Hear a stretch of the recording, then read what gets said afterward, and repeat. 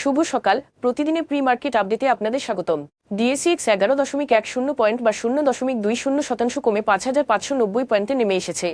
বাজারে লেনদেনের পরিমাণ ছিল 1,257 কোটি টাকা, যা আগের কার্যদিবসের তুলনায় 1.42% কম।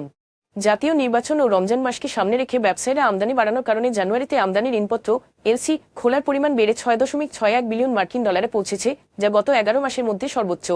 চলতি অর্থবছরের প্রথম 7 মাসে বার্ষিক উন্নয়ন কর্মসূচি এডিপি থেকে ব্যয় হয়েছে 50,556.29 কোটি টাকা, যা গত 9 অর্থবছরের মধ্যে সর্বনিম্ন। আগের বছরের একই সময়ের তুলনায় ব্যয় 9,300 কোটি টাকা কমেছে। Bangladesh securities and exchange commission BSEC 2024 সালে 5 মাসব্যাপী লেনদেনে অগ্নি সিস্টেমসের শেয়ার কারসাজির অভিযোগে সিটি ব্যাংক তাদের ফান্ড ম্যানেজার এবং আরও 5 ব্যক্তিকে জরিমানা করেছে।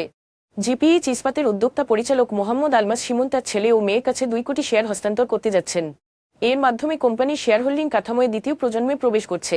এখন এ পর্যন্তই। বিকেলে আবারও আসছি শেয়ার মার্কেটের সর্বশেষ আপডেট নিয়ে। ধন্যবাদ।